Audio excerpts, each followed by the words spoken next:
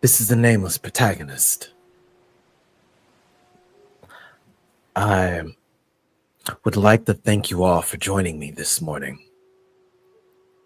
Originally, this was scheduled for last night, but it seems the space was quite busy last night. And due to my making the decision to do this was more so inspired with something I wanted to do last morning, I figured it'd only be appropriate I keep that same energy and do it this morning instead for this set of Blade Meditations. Do press the one in the chat if you're able to hear me all right.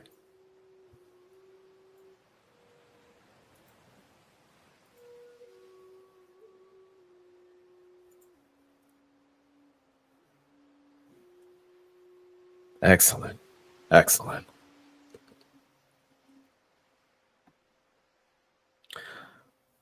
Today, we do have a bit of a different sort of vibe for the morning. Going forward, what I would like to do is really double down on the concept and idea that I conceptualize with regard to my lifestyle. Some of you that are listening may know me personally or have seen glimpses into the way I live.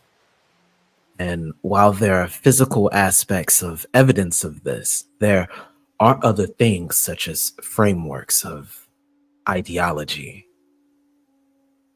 and aspects of lifestyle that are a part of everyday life, such as food, but also things that would be into the realm of medicine.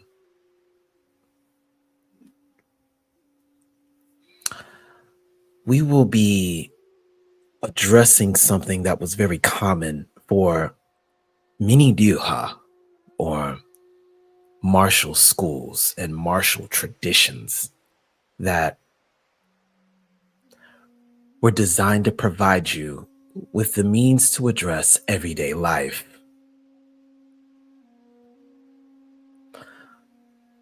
For many, this realm of medicine had a much greater gravity in antiquity. I'm a fan of the 1600s in the unanimous sense that I believe human beings had life figured out at its height. In other words, the civilization relative to the culture. I still believe that human beings had it figured out best from the 16th to 17th century realm. It's from this that I get a lot of insight into what people did, and I find great value in understanding why.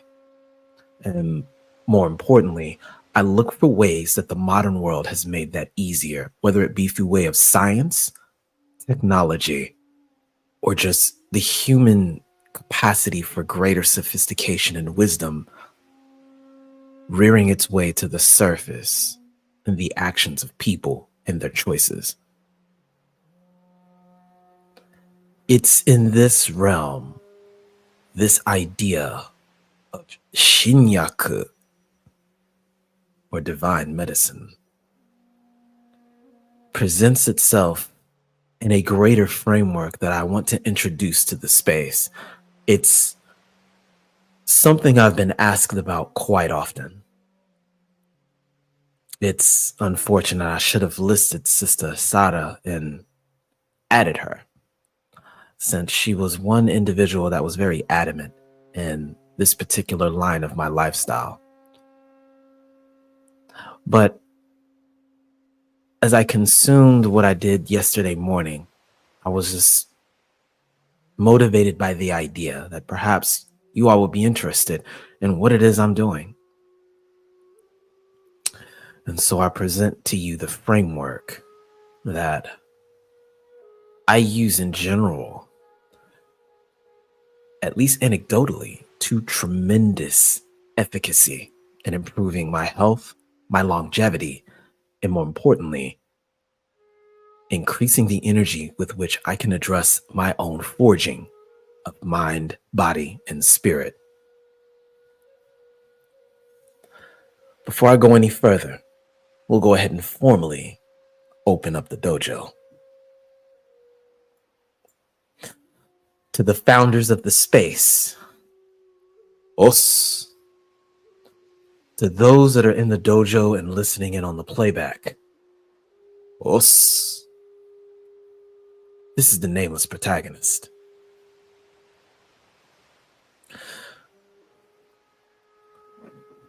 We'll do a few acknowledgements before we get started, since a lot of people are here already.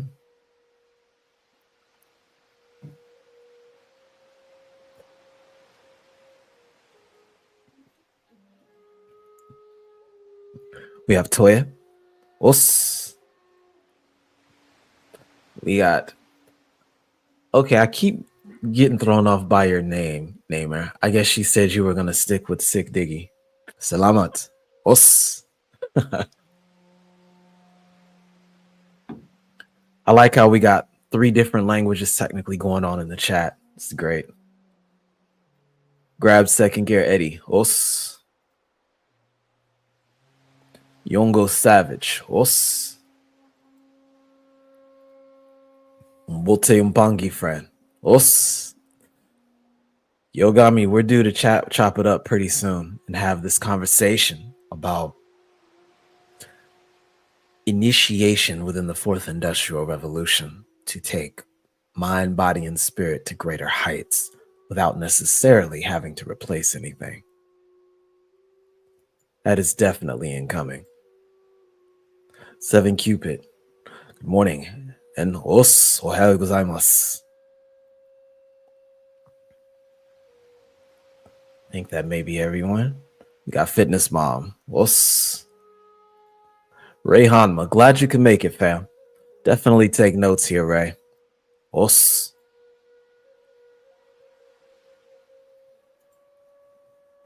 Prince Zakaria, os.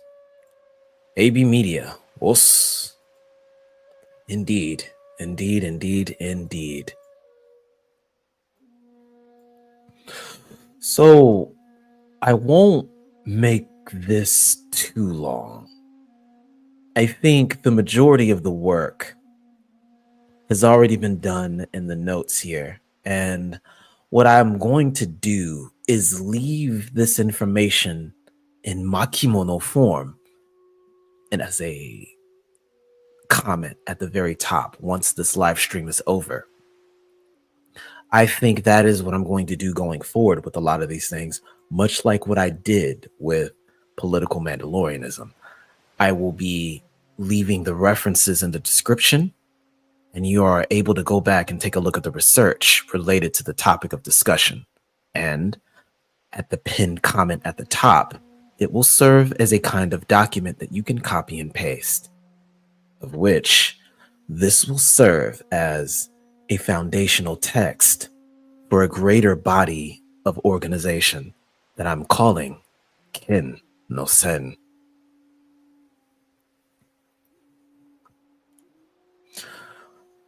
Another way to articulate that will be Kin Sen Do or Kin Senryu. The way of the mind as a blade, the body is the 10,000-mile road, and the spirit as the way of what is. From this, each of these different segments will have its own school of thought on how to cultivate it.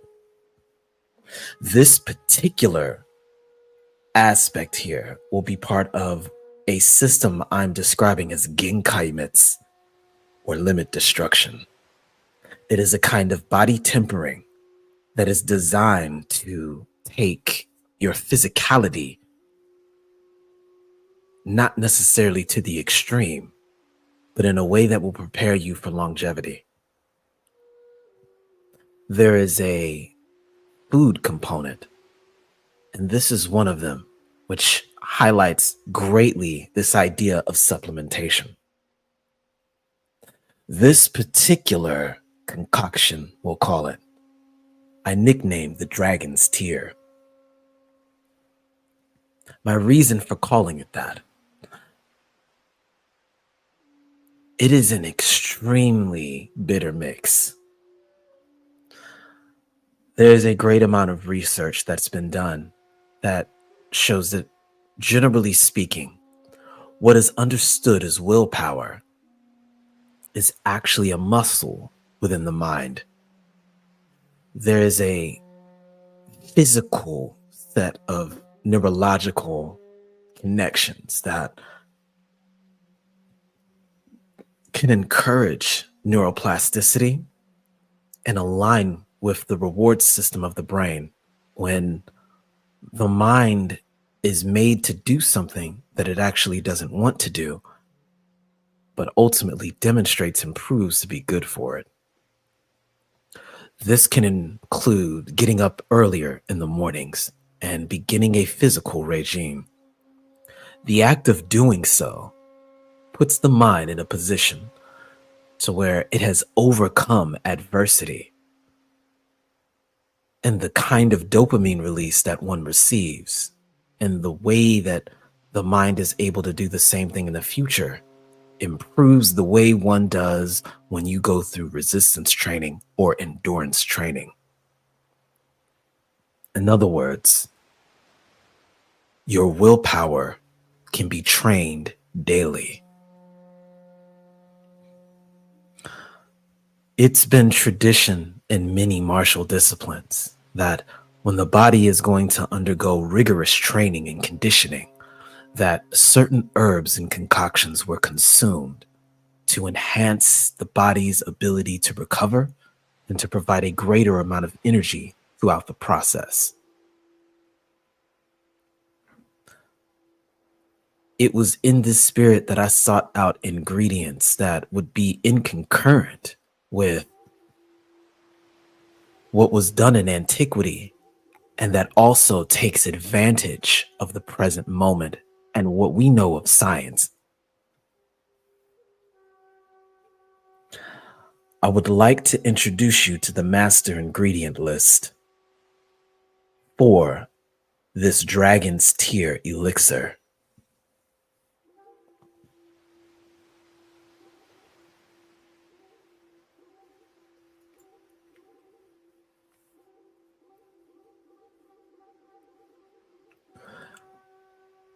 First, I want to make a point about spring water. I like using that as the foundation for it, and spring water in particular, due to what we understand this idea of not just alkalinity with water, but electrolyte balance. I think it's a very good idea that people who are able to find a solid source, whether you have to order it from Amazon or if you've a local, we call it Sprouts around here, but a natural grocer or a grocery store that specializes in holistic primary source ingredients. Or if you're blessed to actually have access to one, a source of this, natural spring water. Spring water is excellent for its ability to have balanced mineral containment. When you're training and the process of sweating occurs and you have to cool down, one of the main things that throws your internal balance out of whack is the lack of proper salts and minerals so that you can continually utilize your muscles to their full capacity. I will say also that over time, there's metabolic stress related to not having proper hydration, but what's worse is not having proper electrolyte balance.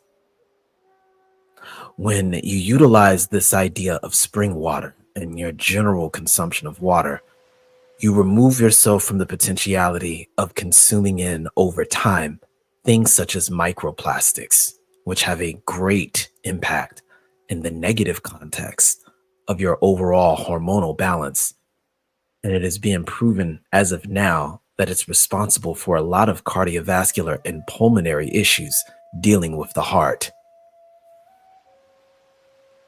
Having understood this, there's also regulations as it relates to tap water, where certain chemicals aren't required to be filtered out if they are of a certain level.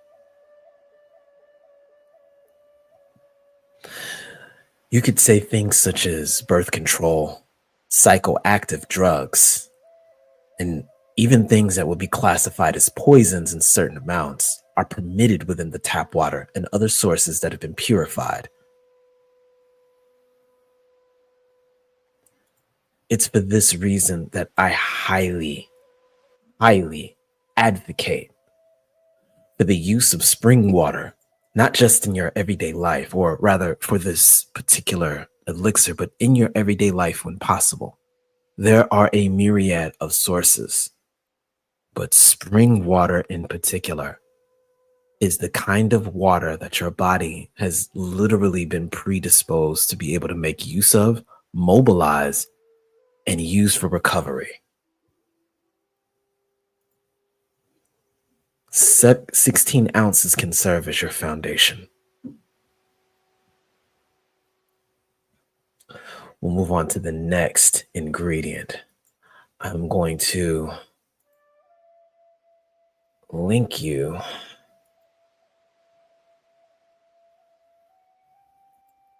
me try to find this here.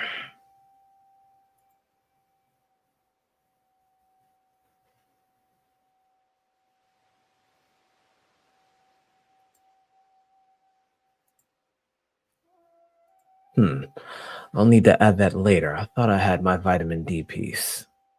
But what I will do is instead start with the first combination here. Let me copy this.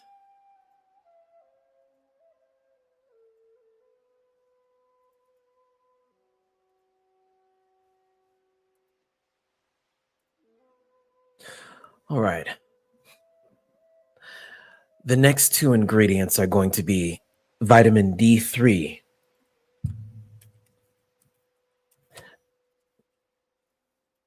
and vitamin K2. What I'll do is once this is concluded, I will provide the resource on D3 and then the combination of D3 and K2 together, because they do hold a synergetic benefit to each other and relative to each other. The reason why this is important is because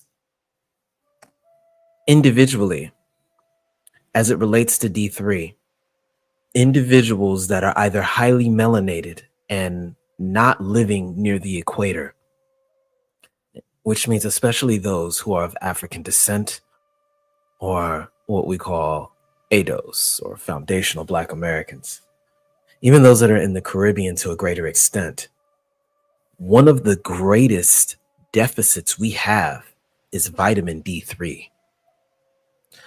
I think the meme has gone forward enough where people who are paying attention to the fitness world have learned or have gotten information congruent to the fact that, for the most part, D3 is something that you have to acquire by going outside. While supplementation exists, we tend to have the lowest levels of vitamin D3 due to our melanin paradoxically actually not only absorbing aspects of it a lot faster, but in a way we block it. So if we're not outside in direct sunlight and able to convert the infrared energy into useful energy to start that process of conversion within our system, we have to get this supplemented from somewhere. What's key to understand is that D3 is more of a hormone than it is an actual vitamin.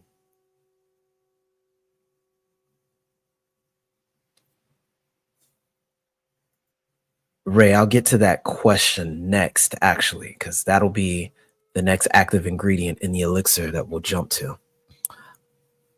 What's important here with regard to the D3 utilization is it's very controversial due to what's transpired with COVID.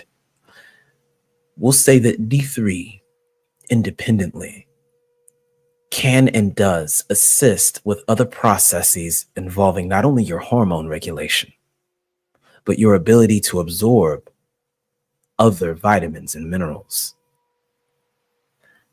It plays a role in the way that your bones and your muscles can be strengthened. What's key to that is its synergetic role with K2. K2 can be found in many fermented grain, and not so much, well, grains are there, but fermented vegetables, fermented products. It's in certain, I think it's better to get it in liquid form as K7. But its synergetic effects with D3 include its ability to improve cardiovascular health. And what they found is during COVID, not only did it serve as a kind of protective measure against the spike protein finding purchase and causing damage, it was extremely useful in assisting in the repair after people went into the recovery phase with regards to COVID. It also had a very similar effect as it relates to flu. So the understanding is that the combination of D3 and K2 on a regular basis form a protective measure through which you are able to resist issues that address the cardiovascular and pulmonary system.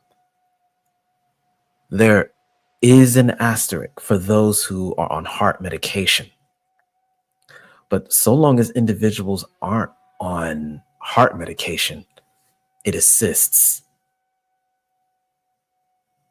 I will give you a bit of information from the resource that I linked to you guys in the key points section here. This information, by the way, is taken from the BMG journals, which deals with cardiac risk factors and cardiac arrest prevention.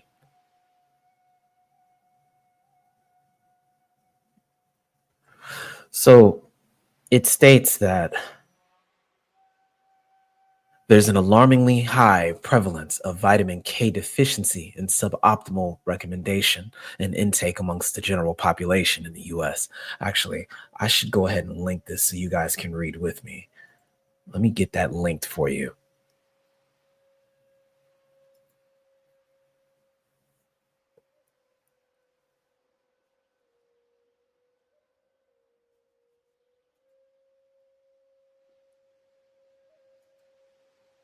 Here we go.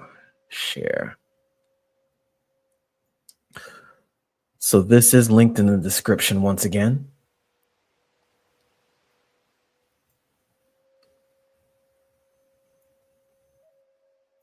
Okay. So K2 serves as an important role in cardiovascular health through regulation of calcium homeostasis. And this is important because most of what creates the plaque within your arteries, all throughout your circulatory system, is the accumulation of plaque by way of an excessive buildup of calcium. If that calcium can't properly mobilize and be absorbed by your bones and bone marrow, it ends up by default into your bloodstream, and it assists within that plaque buildup. That's why that's important to have the circulation through training and cardiovascular activity so that that calcium can properly circulate and not find purchase and build up within the arteries. Its effects on the cardiovascular system are mediated through activation of anti-calcification protein known as matrix GLA protein in its active form, This protein is associated with various markers of cardiovascular disease, including increased arterial stiffness, vascular and vascular calcification, insulin resistance, which is key here. So, this assists in preventing diabetes and heart failure indices, which ultimately increase cardiovascular mortality. Supplementation, supplementation of vitamin K, specifically K2, has been strongly associated with improved cardiovascular outcomes through its modification of systematic calcification and arterial stiffness, although its direct effects on delaying the progression of cardiovascular and valvular calcification, which is calcification within the heart ventricles, is currently the subject of multiple randomized clinical tests. Prior reports suggest that potential improved survival amongst cardiac patients with K2 supplementation. Strengthened by its affordability and food and drug approved and safety, vitamin K2 supplementation is viable and promising as an option to promote cardiovascular outcomes. What again is important with regard to this is that it has a multiplicative synergetic effect with D3. So when you have K2 or eating products that are fermented that have K2 and are specifically supplementing for it, you directly improve and reduce some of the key leading factors of death for our demographic, which is stroke and diabetes.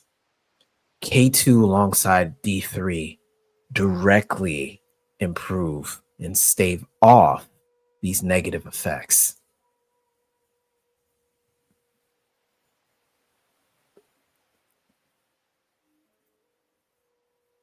Also, is that enough for you guys to read, or do you need that a bit larger? This abstract is a bit small.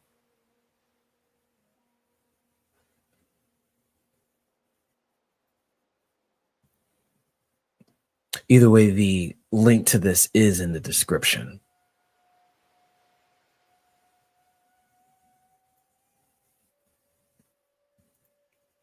All right, the next part.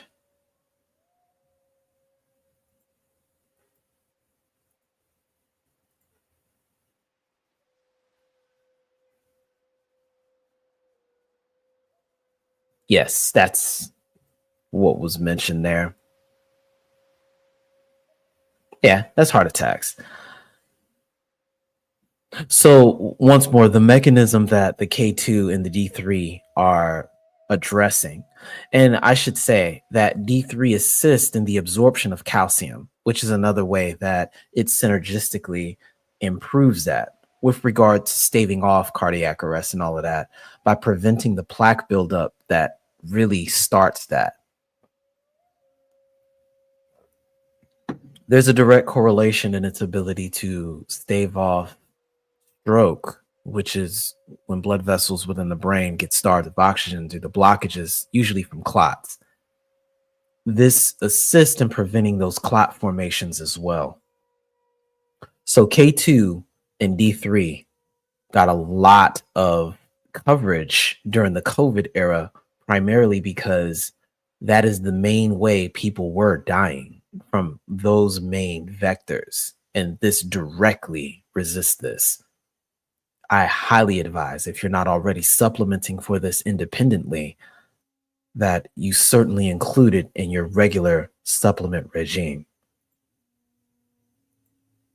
I want to get to the next ingredient and the next set of data that we're going to use to cover this.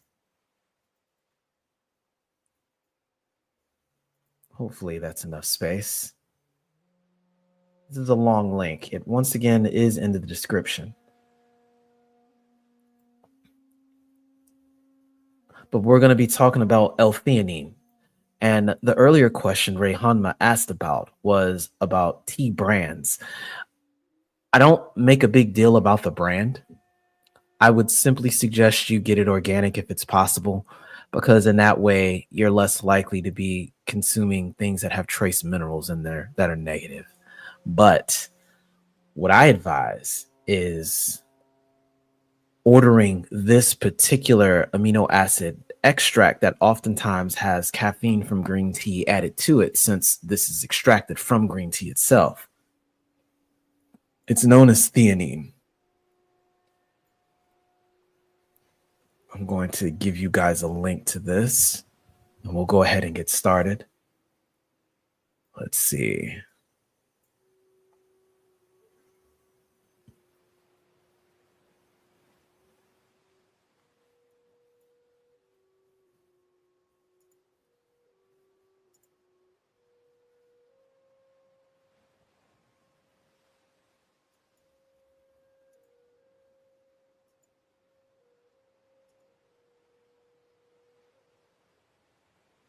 Yes, there we go. Let me know if you guys can see this clearly.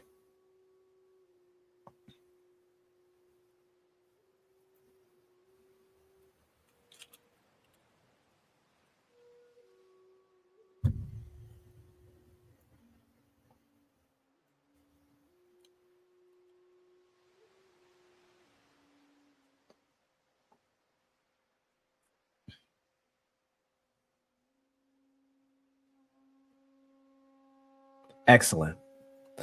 Excellent. Thank you, neighbor. All right. So this particular amino acid is extracted from green tea. And there's a very popular line of supplements that has gotten a lot of attention in the last couple years since COVID, known as nootropics. And nootropics are compounds and herbs that are known to improve and assist with cognitive function. In other words, they assist you in clear thinking and forming neurological pathways and addressing work that is very, I guess, neurologically heavy. It helps with assistance with regards to that. And since we want to take this in the morning, this is an excellent way to extract the maximum benefit of what you'd be getting from caffeine. And this is for those that are sensitive to it, and not have to worry about any sensitivity problems, getting jitters, or maybe even having too much energy.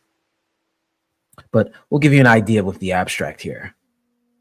The aim of this study was to compare 50 milligrams of caffeine with and without 100 milligrams of L-theanine on cognitive mood and function in healthy volunteers.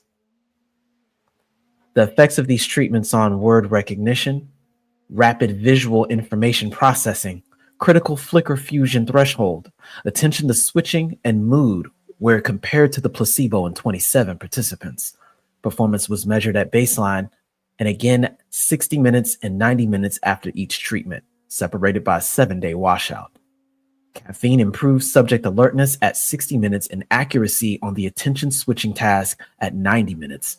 L-theanine and caffeine combination improved both speed and accuracy of performance of the attention switching task at 60 minutes and reduced susceptibility to distracting information on the memory task, both 60 minutes and 90 minutes.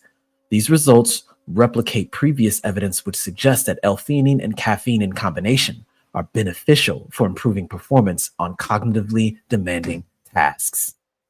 So these two things work in conjunction with each other.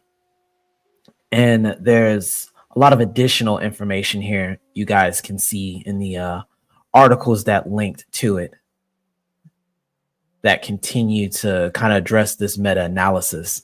I like meta-analysis studies because they provide additional links that show the smaller studies like this one that were done, but then they show you the bigger body of research that these are connected to so that you can see how they've improved.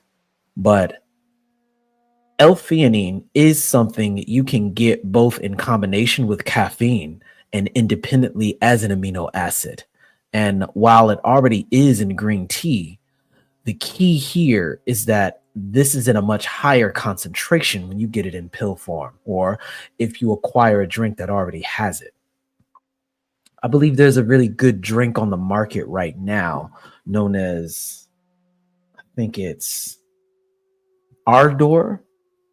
I need to see what language that is.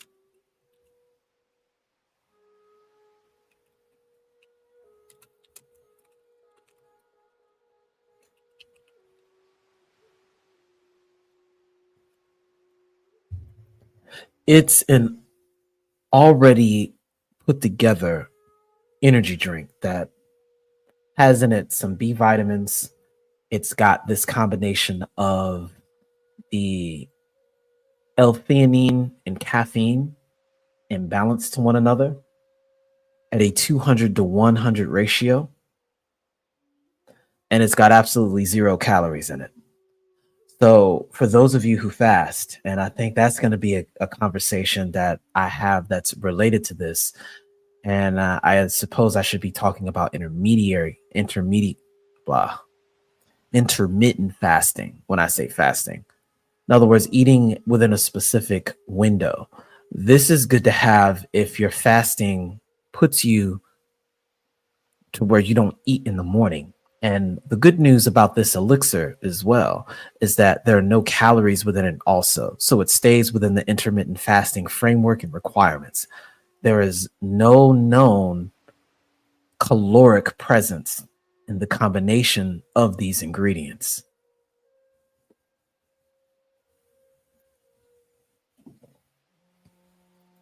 There is no sweetener. It's simply carbonated purified water,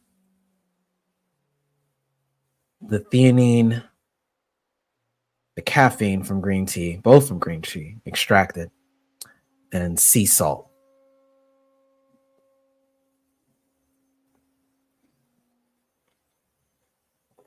Generally speaking, you can find these in most health stores now.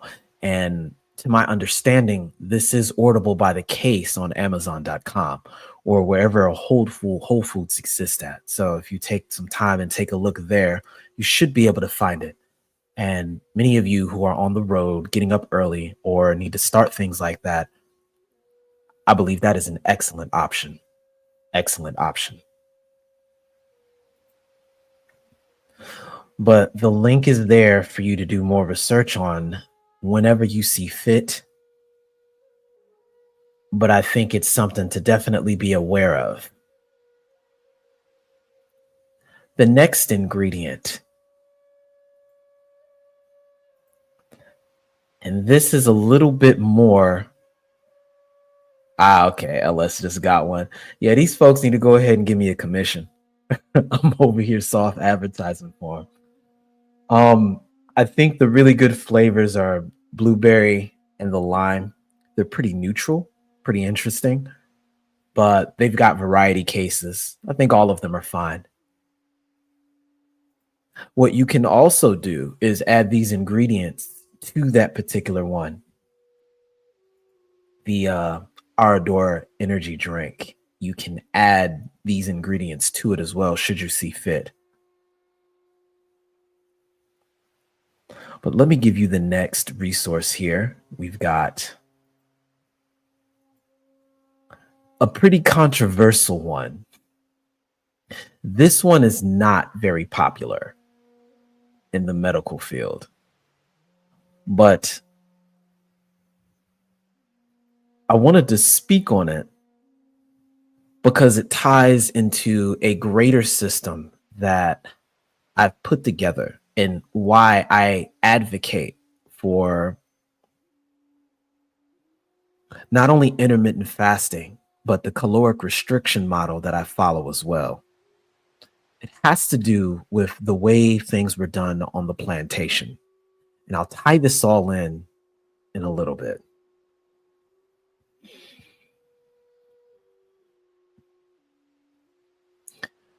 With the way I do my training, I don't do HIIT style cardiovascular exercise, and I never have. But my cardiovascular endurance is extremely profound.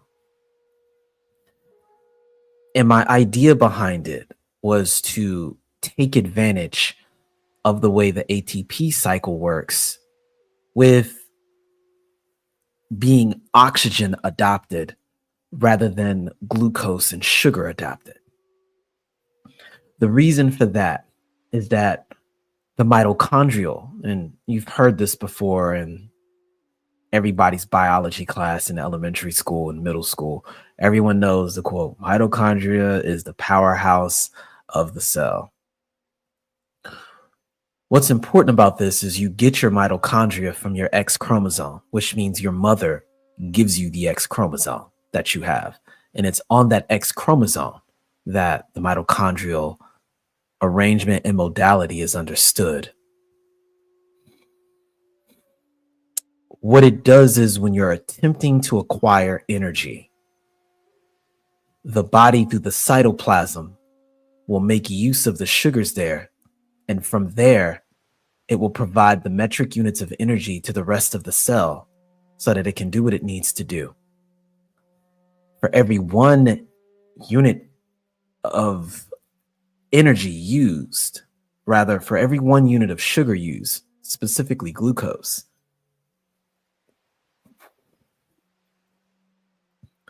you produce 2 units of output. So with glucose,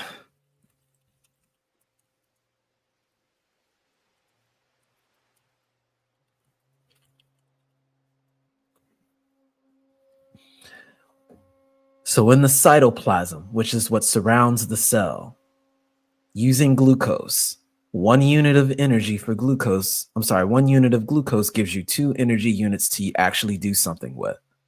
So what's important is if you are in training, doing something irrespective of what it is, and you understand that oxygen is the key factor that allows for the ATP cycle, your energy cycle, to continue. At a certain energy demand, that ratio of 1 glucose for 2 energy is sufficient. But what happens is, as the demand for oxygen increases to continue the ATP cycle, your body's ability to provide glucose meets a threshold. And so the cell has adopted an additional means to meet those energy demands.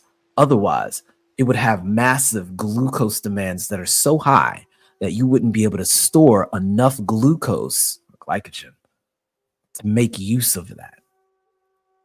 And activity at that point becomes cardiovascular when the body requires greater measures of oxygen to get that work done, which is where the mitochondrial DNA or the mitochondria actually kick in.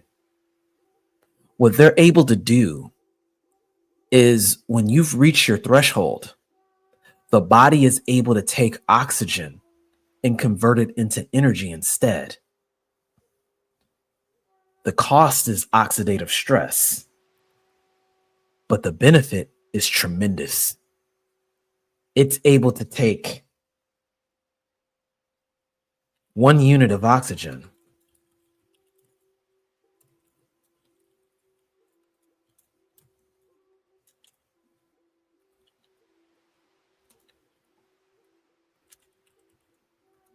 and turn it into 10 to 12 units of energy. What that means is, generally speaking, excuse me, I got ahead of myself. It's actually the other way around.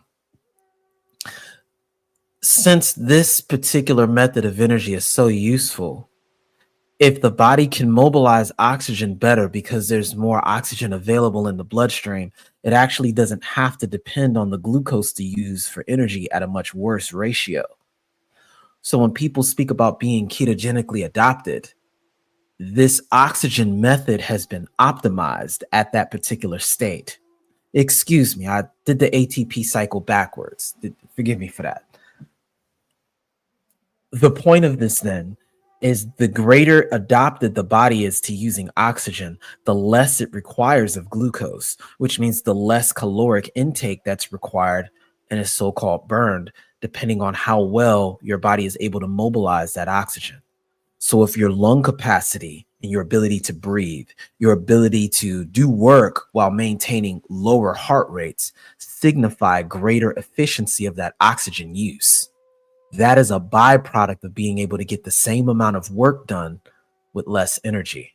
In other words, if you can stay out of the anabolic state of or cardiovascular state of burning the glucose at a worse ratio as a last ditch effort, and you handle your glucose levels by caloric restriction, you can instead get more done with air than sugar.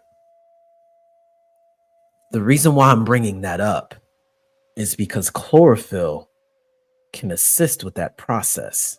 What our red blood cells do by utilizing iron, chlorophyll in the form of having copper, which is it's a conductive electric mineral that can transfer electric energy.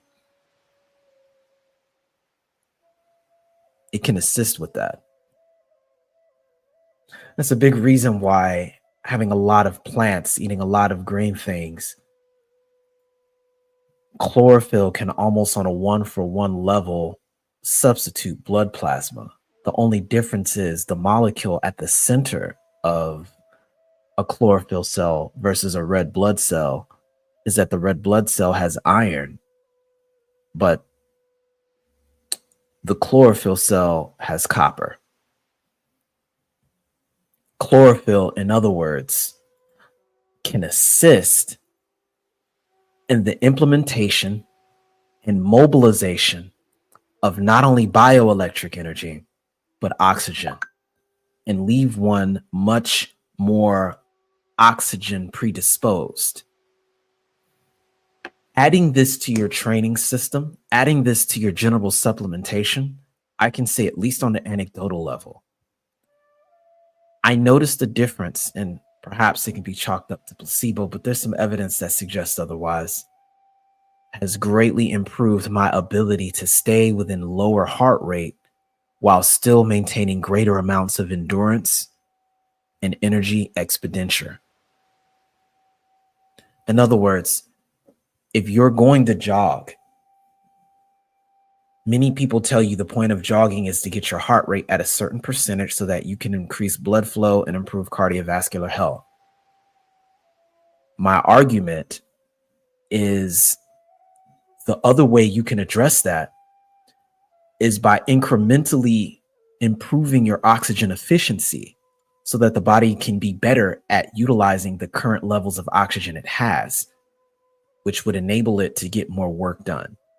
It's the equivalent to improving the quality of gas that's in your car so that instead of only being able to travel 200 miles on a half tank, you can travel almost 300 to 400 by improving the quality of gas that's in the tank, by way of improving the way the fuel is mobilized. You're still dealing with the same amount of fuel. It's just that your body is better at using the fuel available. That's precisely what becoming oxygen adapted provides for you. And you can address that over time. And yes, that's the key trade-off here. What it allows for you to do is maintain greater alkalinity within the system. With greater alkalinity within the system overall, you run a lower probability of having to deal with inflammation. And with a lower instance of inflammation, you improve not only the quality of your training, it improves your ability over time to make use of things. Sonotori no kyoku jitsu. In other words, that is the nature of breath control.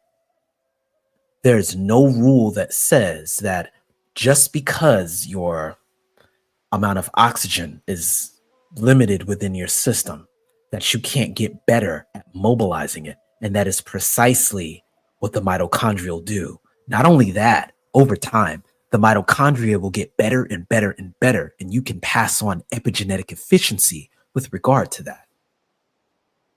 That's why it's no coincidence that the greatest endurance runners on the planet have the oldest X chromosomes on the planet as well. Many of us share in that with regard to our X chromosome. The closer you are to mitochondrial Eve, which is the original X chromosome found in near the northeastern Great Lakes region of the continent, and generally suspected migrating along the split before the Nile. So modern day and I guess historical Ethiopia, that particular region. Personally, I have MTL2, which is one step away. But it's that oxygen adaptation that allows for it. It is incredible. I highly suggest for those of you who are very big on cardiovascular training, approach your training with that spirit. Control your breath. Get as much heart engagement as you can before you convert into that cardiovascular realm. The idea is that you want to be able to jog the same distance while your heart rate is acting as though you are still walking. At that point, will you not have made progress? In my subjective opinion, it's the same thing. And for the term of, or rather for the long term, you'll get greater efficacy from this training, greater joint health, if you train in this regard. It is better to have oxygen efficiency through pushing the bodies to the limit without overexceeding and overextending your heart rate than it is to depend on massive burning of glucose by pushing through your oxygen reserves and dealing with the backlash of not only lactic acid, but of the inflammation that will transpire over time. You'll find that many people in antiquity operated on this principle. And it's much easier to address, in particular, as you get older. Utilize weights. Get ankle or wrist weights, or better yet, get a backpack and fill it with either sand, heavy books, weights, or get a weighted vest. That'll work as well. When you feel as though the activity is becoming too easy, you can incrementally increase the weight and travel the same distance. The idea is to be able to use your body and control the additional weight that's pressed there. Your body is acquiring greater metabolic demand by doing so, but the key is over time, you get more efficient at making use of the energy.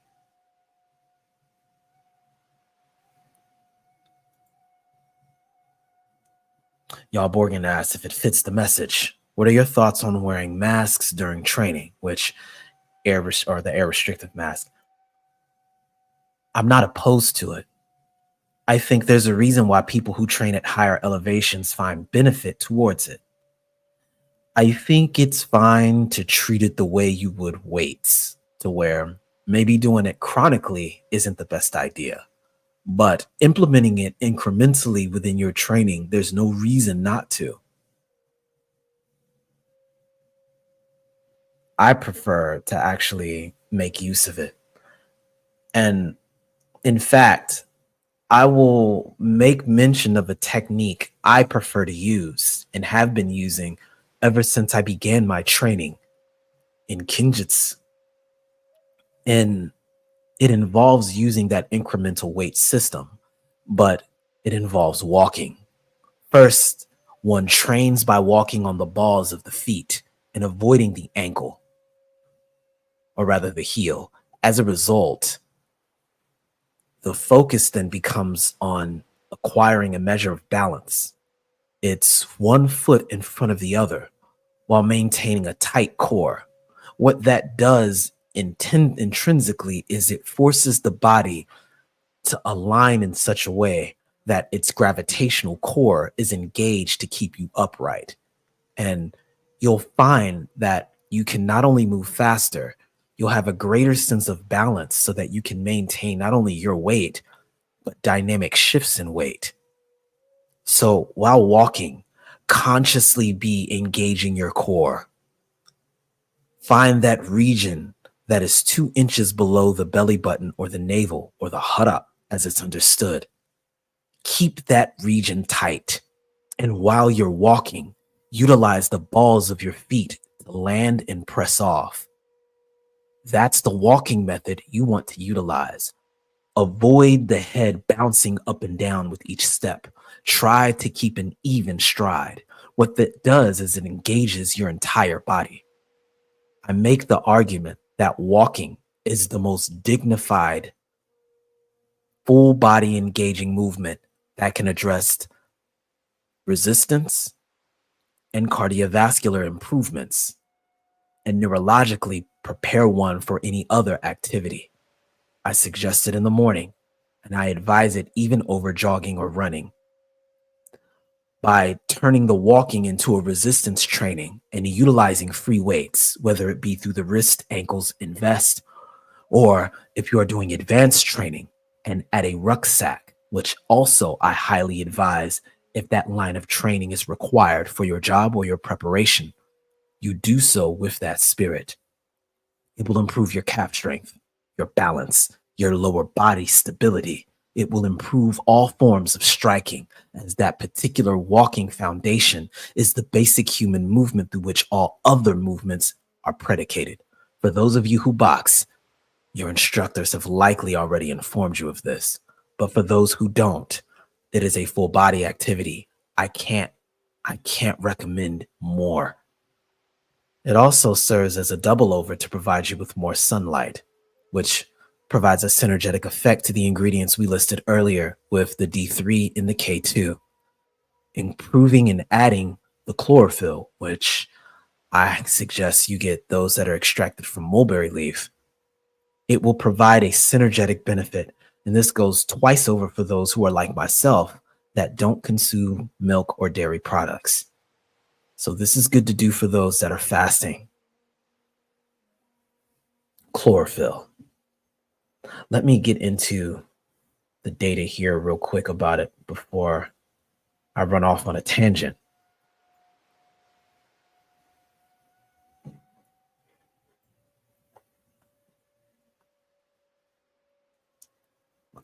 Yes, elevation is ideal. So I'm not against the mask at all. I completely co-sign it. I like using it.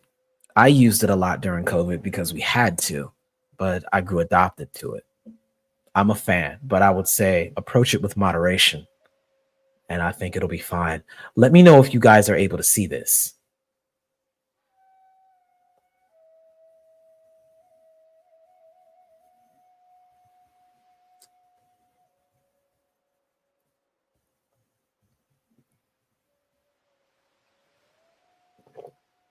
Is that at a reasonable size to read for you guys? Okay, cool. So this is taken from the American Diabetes Association. Namer, we're speaking about masks that are designed to restrict oxygen. And the idea is that they not so much restrict oxygen, they emulate a high elevation environment where less oxygen is available. So it forces the process of ATP and the mobilization of oxygen to improve. In other words, it would put you in a oxygen starved state for energy faster so that you go into burning glucose for energy. So when people are trying to lose weight, generally they're told to do a great deal of cardio because the process of converting that energy into oxygen and the glucose into energy is very calorie demanding. It burns calories in the process to make that happen. So if you've got a lower oxygen threshold, the idea is that you can either improve the efficacy of the workout with lower oxygen, or you just improve the greater caloric burn. The principle I was describing here earlier and why MassStock got brought up is that it could allow for you to make better use of the time you have training. So it's an additional handicap placed on you to make things more difficult, so that you've got to train your cardiovascular system harder to be at that steady level of oxygen use. Excuse me, normally I get a lot of calls around this time. Let me mute this real quick before I continue. Where is it at?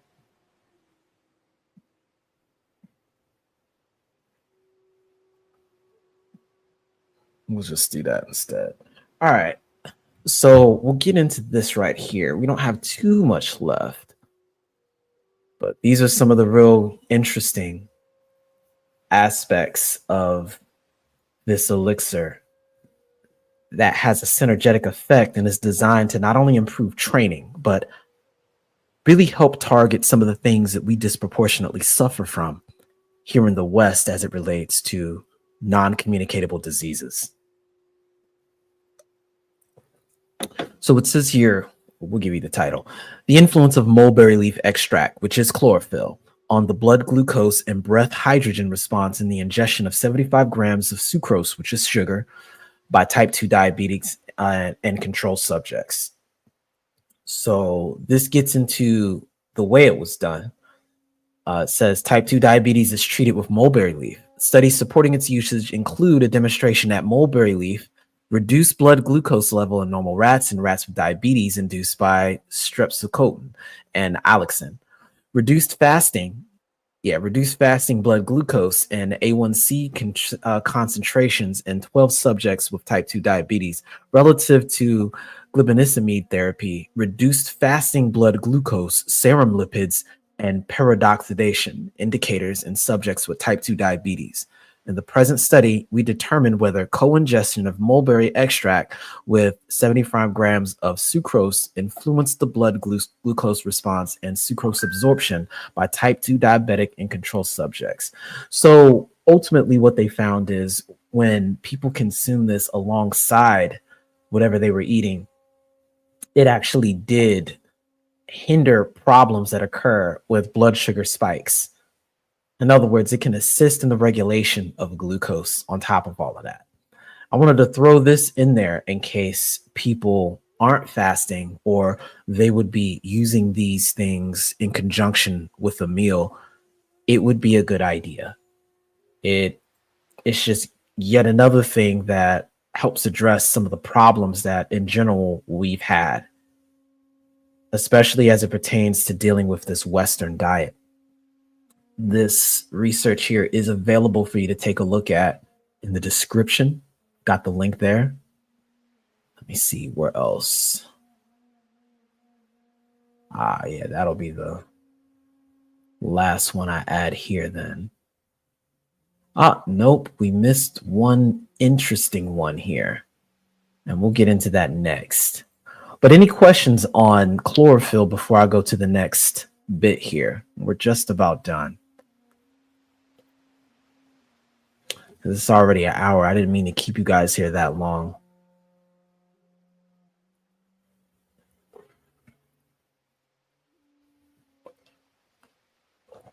We also got a couple people that came in. CJ3, Os. Mike Rizzi, Os. Ooh, I didn't get on nootropic mushrooms, but I will when I get to the Dragon's Blood elixir, which is going to have a lot more. That's going to be a major one I do. We'll sit down and do a really long live stream when I break that down, because that's the big omnibus. Ebony Knight, Us. 1,000 Suns, Us. Yeah, you're right, I do. Maybe go ahead and run that check. Stop playing. Rael, Us. Glad to see you up here, fam. Onk, Us. Let me see, I think that was all the people that came in while I was busy.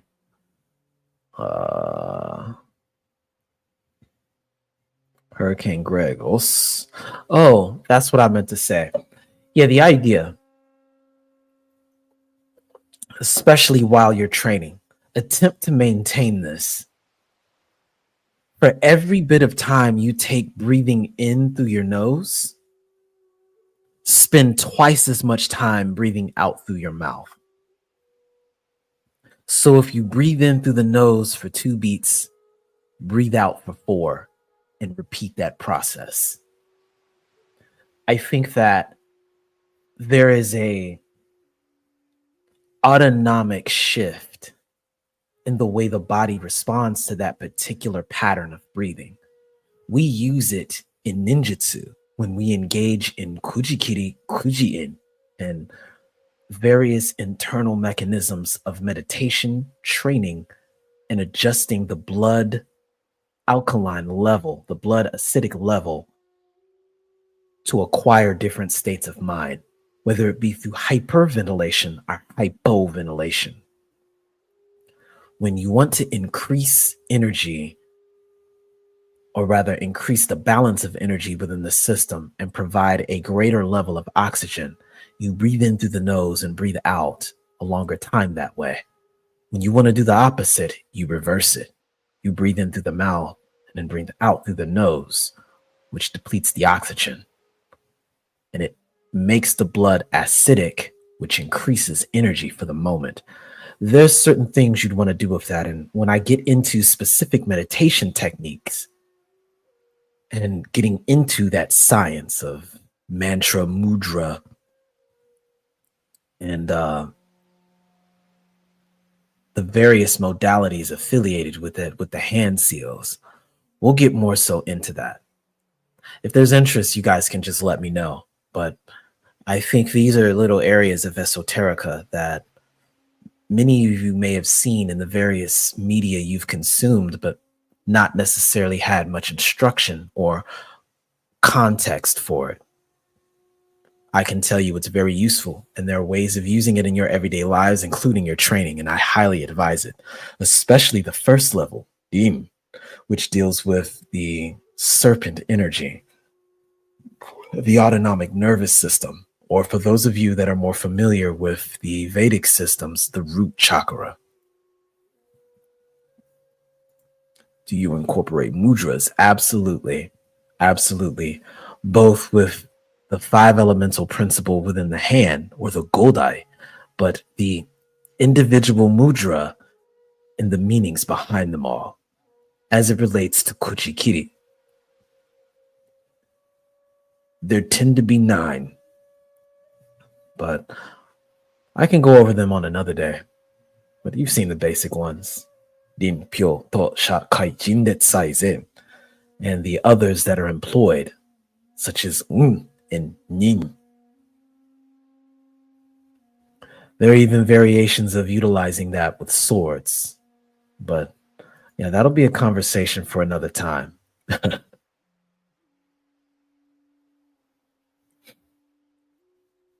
Glad you're able to make use of a lot of this information. It's a bit of a rant, which is why I wanted to keep it in this sort of freestyle format.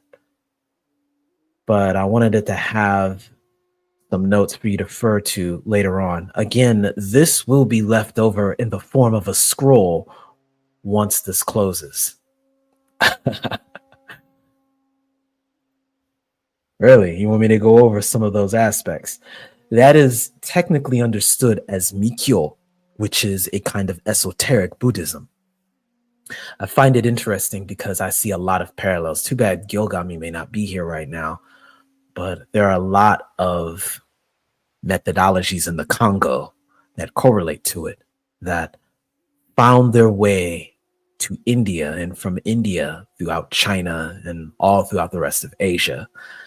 These modalities have references and contexts that are very, very, very, very old, which is why I think there's a strong resonance with regard to the way we employ them. And I still think that the mechanism through which they work, at least fundamentally, greatly take advantage of psychological triggers and autonomic responses. They are, in other words, ways of reprogramming your subconscious mind. And I've found them to be of tremendous use.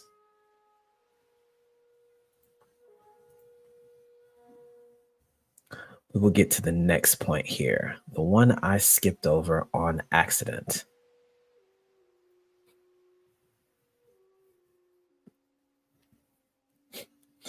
Now, this is something that I ran into on accident, and I didn't know. Also, there's a lot of words on this. Let me see if I can make this screen a little bit larger. That should help some. Okay, you guys can see this text a bit easier, correct?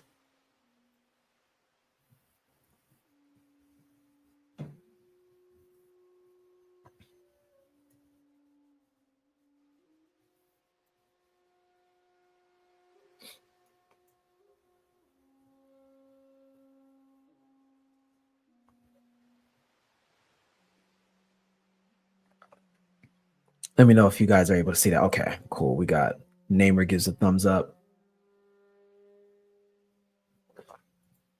Cool. This is something I highly suggest you guys order ASAP. If you get nothing else, can't find the chlorophyll, the other vitamins are a little bit expensive, this isn't. This absolutely isn't. And I can tell you, I noticed an immediate difference when I included this, especially as it relates to the way I train and the particular diet I have, because I noticed that a lot of the foods I have did not include this, but this ultimately ended up being synergetic to this training style. And you'll see very quickly as we get into, the information as it relates to this.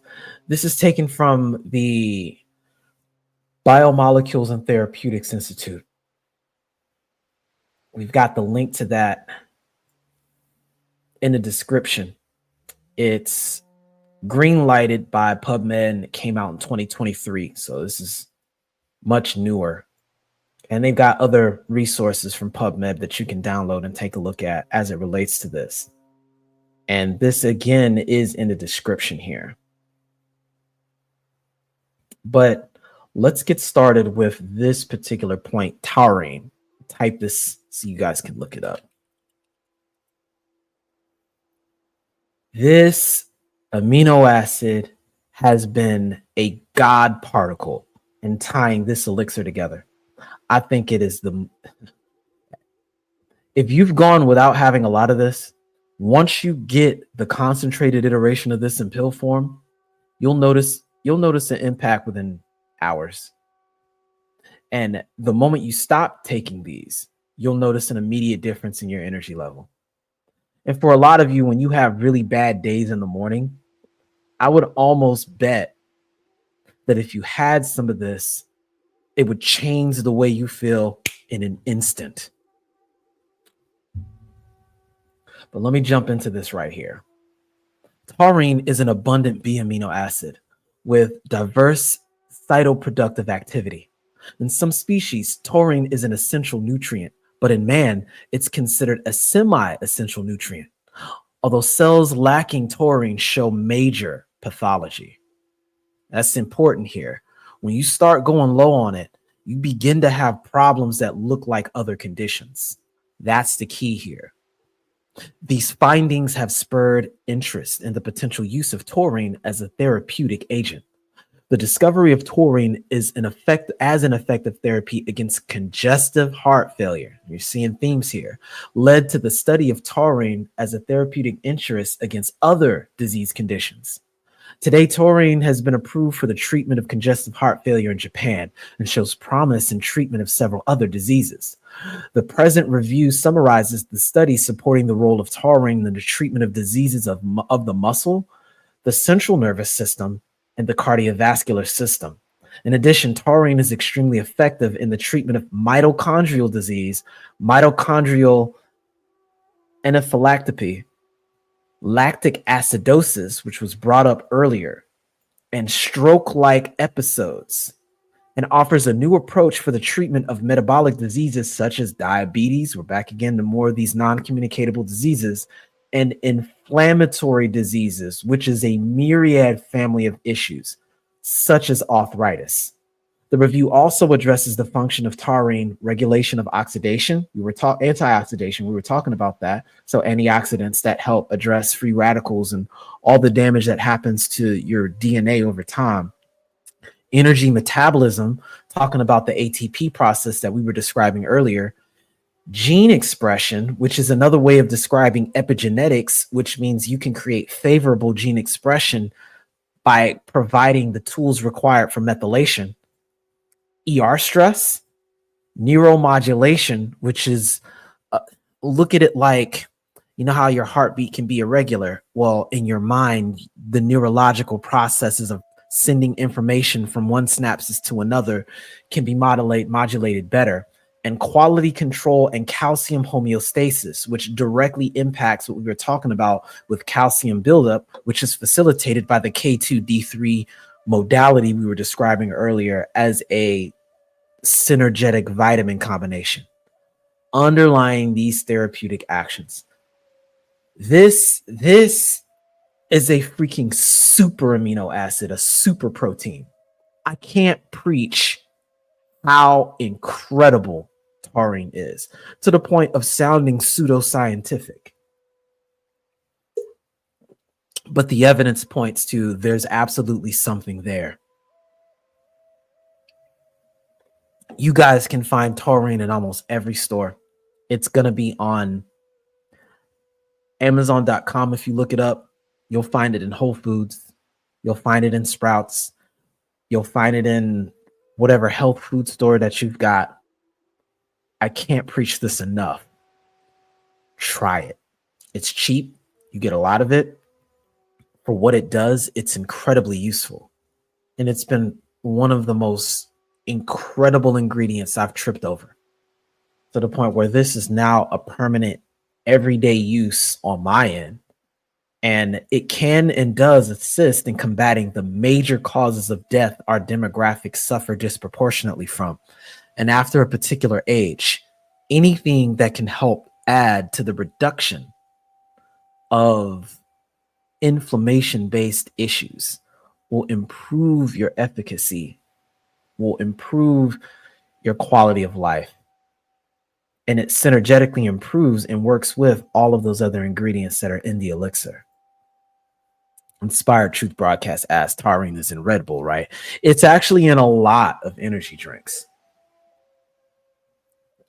The key is you can get it independently and add it to your supplement stack, so you don't have to worry about all the other harmful ingredients that's in Red Bull and other energy drinks. You can isolate what is useful and leave behind what's not. But taurine absolutely is a big trigger, big trigger element here. And this particular link is again in the description. And it's just fascinating, all the different things they're learning that can be used to treat these things. And the key here, once again, is the whole ATP cycle. And it's described here in the article as well. I think for a lot of you folks who are waking up feeling low energy, not good, taurine.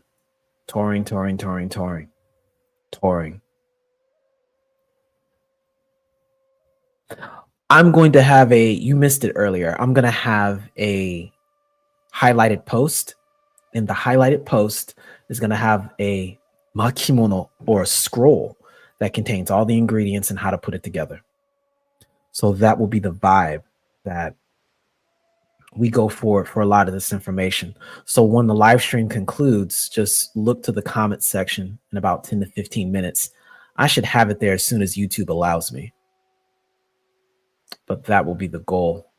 I can't post it now because it would exceed the word limit, but I want to leave it in the posted comment rather than the description, because I want to leave the description for the bibliography and the notes. So all of these articles I'm putting up here, they're going to be in the description for you. Oh, and let me paste that for you so you guys can have this copy.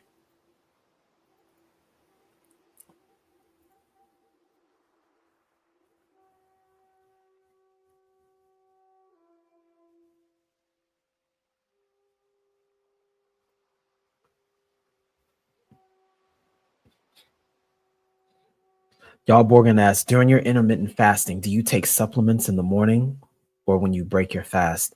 So what I do is this particular Dragon's Tear Elixir is designed specifically in the morning while I'm still fasting. So everything amalgamated is still 0 calories, so nothing's broken. There is a argument some make about amino acids and whether or not they break your fast. I'm not a part of that school of thought, especially the particular amino acids that I target, the ones that are in green tea and the taurine here specifically. I think they're excellent in providing energy. And in the mornings while I'm fasting, what I do is the majority of my cardio, but I also do certain body weight work, and my sword training, suburi. And this greatly assists in the efficacy of me getting a lot of that done. If you could compare it to a pre-workout, you could see it that way if you like. But instead of it boosting your workout, it boosts you for the entire day until you eat. And for me, I generally do my meals in the evening. And I do my resistance training that I'm going to do beforehand. So I do various body weight exercises in sets of 100. And when I require or reach the threshold I'm looking for and the amount of reps that's required, I'll use that as a training block that day. Now you're getting into the actual system. This is all part of the Genkai system. And I guess maybe I should talk about it, I suppose. So for me personally, I stay at a calorie deficit at all times, which is contradictory. But I hyper focus on fats for my calories at a disproportionately high ratio. And I specifically target amino acids related to muscle building. I will get into this when I get into the Dragon's Blood Elixir, but I'm at a calorie deficit and I jump between 1,500 calories and 1,700 calories. But the majority of my calories comes from fat and complex carbohydrates. I do very little general protein, and everything I do is plant-based.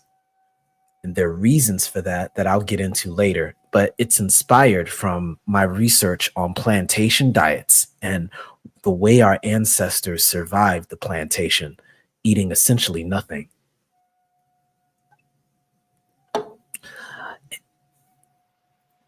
Hurricane Greg asks, hello, Nameless. You take taurine in powder or pill form? It's both. The pill I take is in powder form. So I just take it and I empty the cap into the mixture. And that does it for me. Now, there may be some compound ingredients where the taurine is mixed with other things. I try to get it in isolation, just purely the amino acid isolated, generally in powder form, so I can add it that way. I try to avoid taurine as it comes in combination with other things, only because I don't trust the preservatives in it.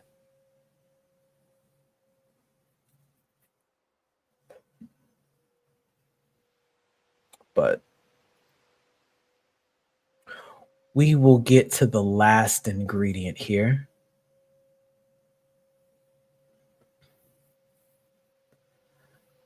And this is pretty interesting. Some of you have heard of this herb for completely different reasons. And I could talk about this just as long, but I think this one is a little bit more controversial. So I wanted to, let me see here. I wanted to provide a baseline article you guys can start with and jump into later on.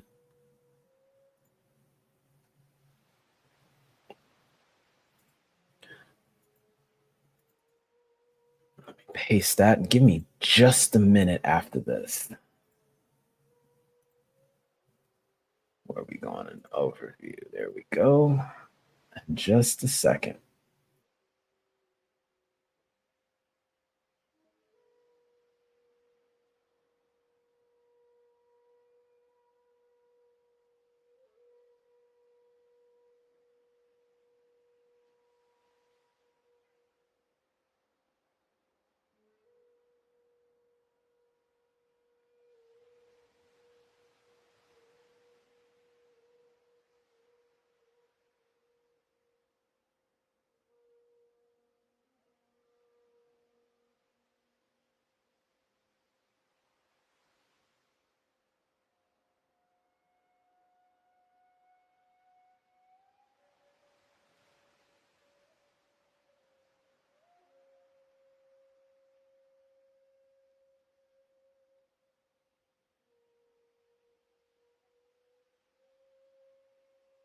Okay, are you guys able to read what's on the screen here?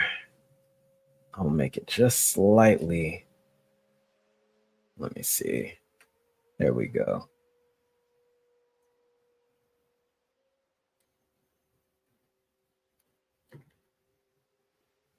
This is being disrespectful.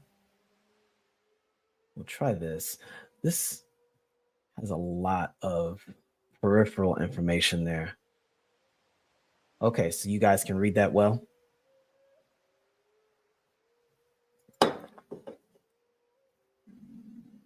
This is taken from the National Library of Medicine. Ashwagandha. Ashwagandha, ashwagandha, ashwagandha. And I think you guys are seeing a pattern here. What unites the majority of these ingredients that I present here with this Dragon's Tears elixir is they're targeted at addressing cardiovascular fitness, energy circulation, and addressing inflammation and targeting problems that over time lead to degenerative diseases that take most of us out. These things are very readily available for you to acquire over the counter. And many people get some of these herbs and some of these ingredients suggested to them to treat specific things. But the key is when you take all of these things in combination with each other, they form a kind of tonic where the longer you use them, the greater their synergetic effect over time. This is very similar to the way this has been done in antiquity with those that were following specific regiments of training. For those of you listening now, there may be a greater interest in this. These are things that you won't hear from your training coaches. These are things that won't be presented to you by your doctor. Although I do advise you make mention of these to healthcare professionals. I'll say that what allowed for me to break through and find differences was the implementation of ingredients such as this through my own personal research and personal experimentation, and finding references to these in various manuals and tomes from antiquity in general. I find that even our ancestors, both on the plantation by way of hoodoo and other means and modalities, people from the Caribbean who have their own traditions, and this idea, even in Western culture, of the apothecary, followed these lines of thinking. There are so many useful tools such as this that can be made use of that don't have these debilitating problems long term because they're not designed to give an acute response to an extreme condition that occurred over time. These ingredients are designed to, over time, prevent it from happening in the first place. We will conclude this by highlighting this ashwagandha, which I advise you find in liquid form. Some of you are probably looking this up now, and I highly suggest you do. This is the scientific name here. Withania somnifera. Ashwagandha really did get made popular by the Desi Indian population, which is why I heard about it first. But with its myriad things that it does, it's right there with taurine. And it's got a lot of off-label benefits that you really would like to or probably should consider. But we'll get started with some of this. Ashwagandha is a very revered herb of the Indian Ayurvedic system of medicine as a rasanya or a tonic. It's used for various kinds of disease processes and specifically as a nerving tonic. Considering these facts, many scientific studies were carried out and its adaptogenic / anti-stress activities were studied in detail. In experimental models, it increases the stamina of rats during swimming and endurance and prevented the adrenal gland changes of ascorbic acid cortisol content produced by swimming stress. In other words, we're backing into when you lower the ascorbic acid, when you lower the cortisol, which is the stress hormone, you get greater efficacy of action and you've got a lower chance that you're going to have a inflammatory response. These are all things that we disproportionately suffer from, especially if you've got a Y chromosome. Because for men, our cortisol levels, for whatever reason, as African Americans and those of African descent, in this environment with the Western diet, shoots through the roof and is one of the leading triggers for not only inflammation, but a cascading effect of other non-communicatable diseases that transpire from it, high blood pressure in particular. Pre-treatment with Withenia somnifera, in other words, ashwagandha, showed significant protection against stress-induced gastric ulcers. Ashwagandhas also have anti-tumor effect on the Chinese hamster ovary or the cell carcinoma, and it was also found to be effective against urethrin-induced lung pneumonia in mice. In some cases of uterine fibroids, dermatosarcoma, long-term treatment with ashwagandha controlled the condition. In other words, it addresses precancerous cells in a lot of different cancers they're identifying. It has cognition promoting effect, which was useful in children with memory deficit. In other words, it can treat ADHD, and in old people, memory loss. So we're talking about things like Alzheimer's and Parkinson's. It was also found useful in neurodegenerative diseases such as Parkinson's, Huntington's, and Alzheimer's. It has a GABA mimetic effect, which was shown to promote the formation of dendrites. It has a anxiolytic effect, and it improves energy levels and mitochondrial health. So we're back to having people become more oxygen adapted rather than glucose adapted by the utilization of this herb as well. It has an anti-inflammatory and anti-arthritic agent and was found useful in clinical cases in rheumatoid osteoarthritis. It has large-scale studies that are needed to prove its clinical efficacy in stress-related disorders, neuronal disorders, and cancers. So this is still being observed, but even at the preliminary level, they're finding that there's a great deal of overlap of everything we've been talking about so far.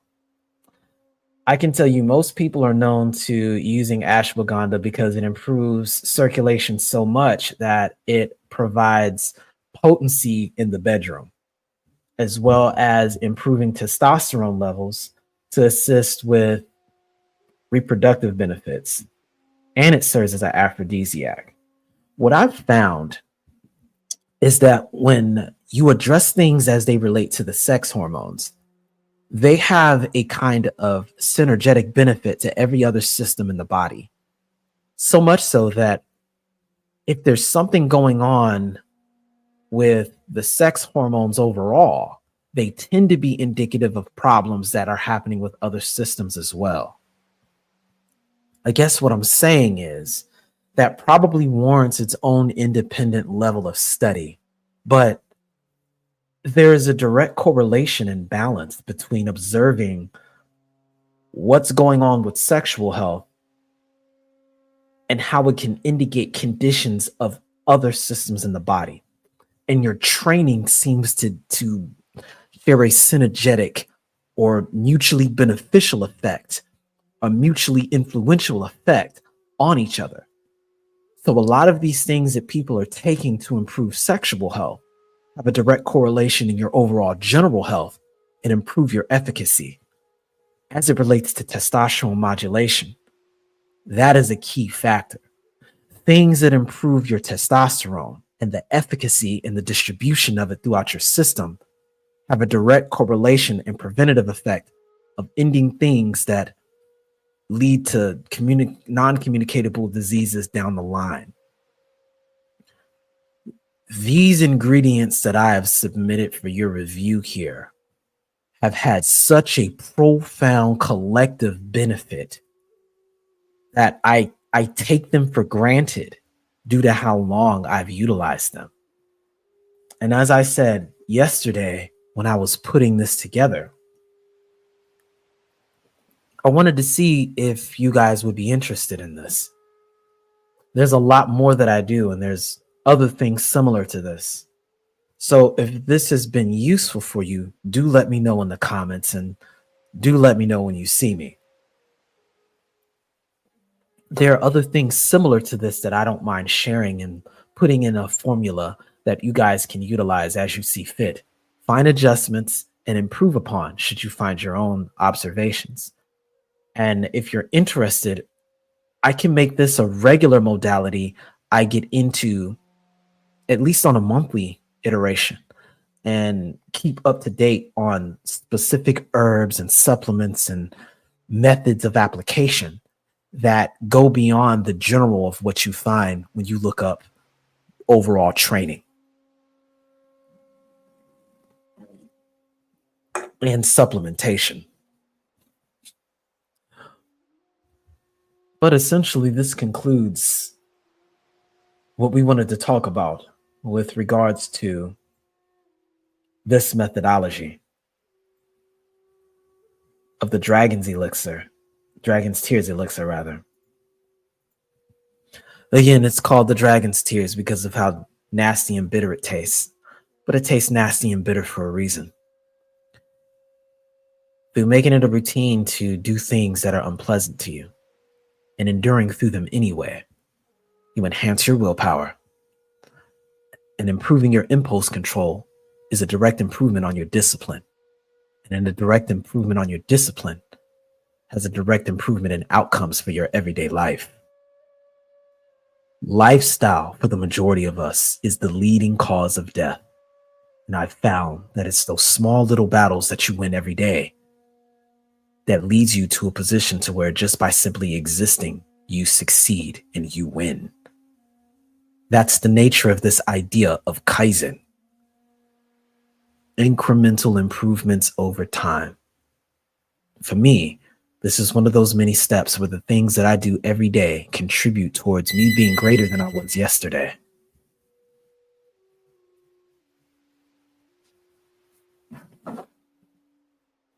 If there's any other questions, definitely let me know.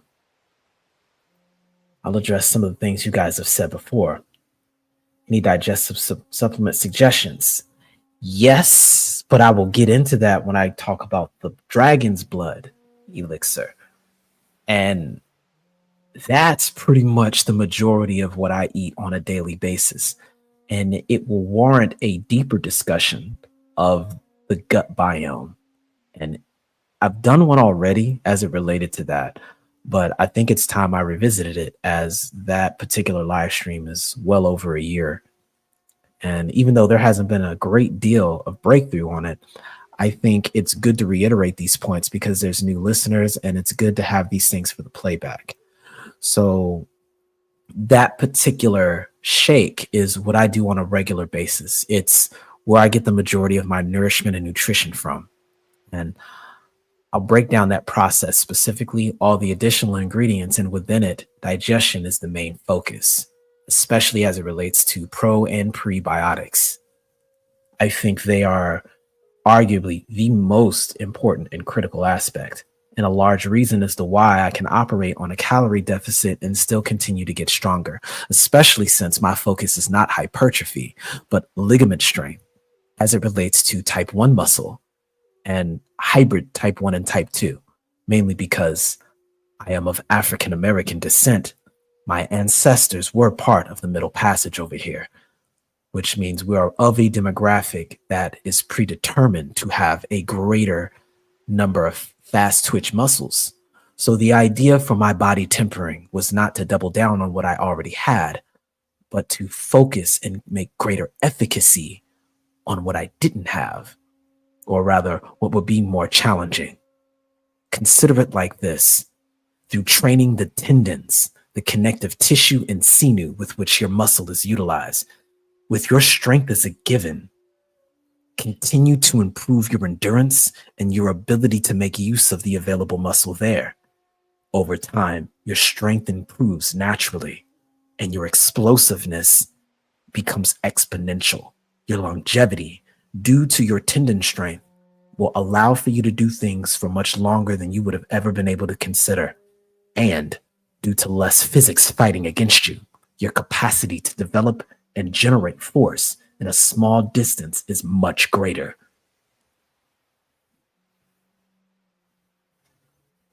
That's why I aimed to improve my cardiovascular throughput and provided the amino acids so that the muscle density can be greater rather than the muscle size. We absolutely will do that when we get into Genkai. I am ecstatic to share this with you. It is a training method I've used for years now, and it's very similar to those who have succeeded in captivity, those who you find in New York, out on the streets, who greatly engage in the use of calisthenic and bodywork activity. It is a tried and true method, and I believe it will also be of service to you systematically, to be used at any level of training at any age you see fit. I can speak of its efficacy ad nauseum.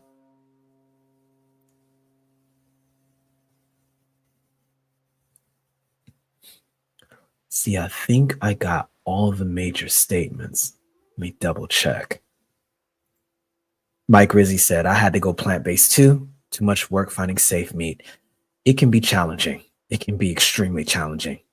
For me, it was, and I try not to talk too much about that because many people who are plant-based,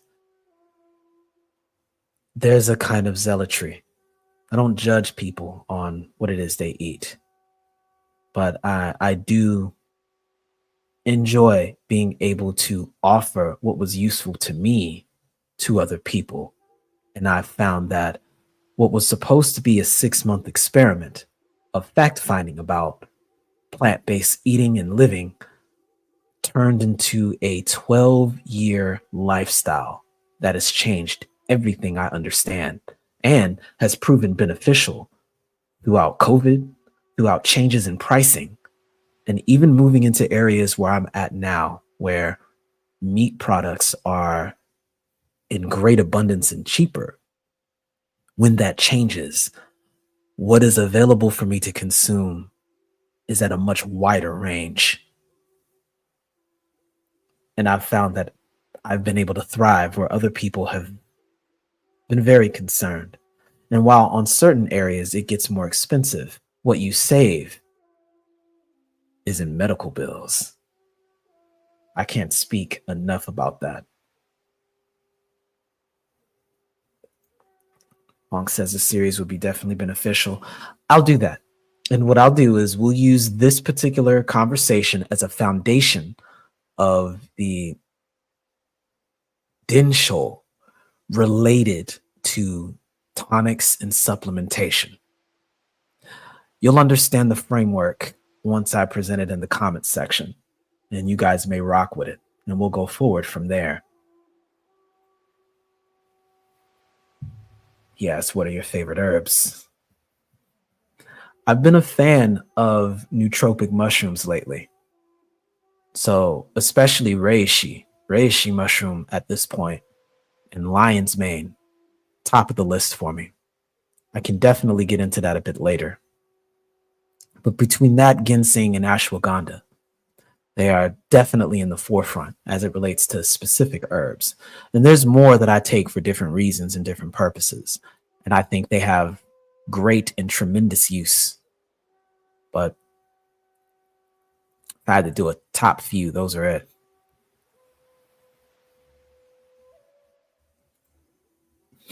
Ebony Knight 85 says, my goal is to lose weight, but body seems to respond favorably to eggs, beans, and meat for muscle growth. Well, there's a difference between muscle growth, strength, and endurance, and it's related to your training, your macros and micros. I can tell you this, when I break down my macros, 60% of my calories comes from fat. 60. The other majority, well, the other split is between complex carbohydrates and protein. And paradoxically, I gain more strength doing that and less side effects than I did using it the other way around, which is what I was doing before, where I prioritized protein more than anything. Boggles my mind how that happens. But I think I have an understanding as to why, and it's all related to the entirety of intermittent fasting. I eat once a day, and it's in this system, in these combination of things, that the body is using the fats to regulate hormones. It's using the complex carbohydrates for energies throughout the day. And the protein that is there is hyper concentrated on things connected to muscle rebuilding and protein synthesis. It's a system. Essentially, my body routinely recycles that which is already present, and it mobilizes the fats for hormone production, which through the hormone production, it keeps everything balanced and stable. As a result, I gain greater neurological efficacy through the mind-muscle connection, and I'm able to more efficiently recruit my muscle fibers. That independently has created greater strength, which is my focus, at the expense of size, but it has tremendously improved my vascularity. In other words, my ability to mobilize oxygen gives me greater endurance, greater strength in muscle fiber recruitment. That's greater energy output. In other words, functional strength. And I bypass all of the downsides of my kidneys having to process all of that additional protein. I think I will break that down in the section I describe with body tempering. And we'll get into these training modalities, which I have found profoundly useful. As it relates to oils, I stick to predominantly what Dr. Sebi recommends on his list. I use a lot of those ingredients in general. While I don't follow that diet strictly, I include the majority of things on that list. So sesame oils, I use coconut oil especially. Sometimes hemp seed oil. But MCTs is included in the coconut oil in general.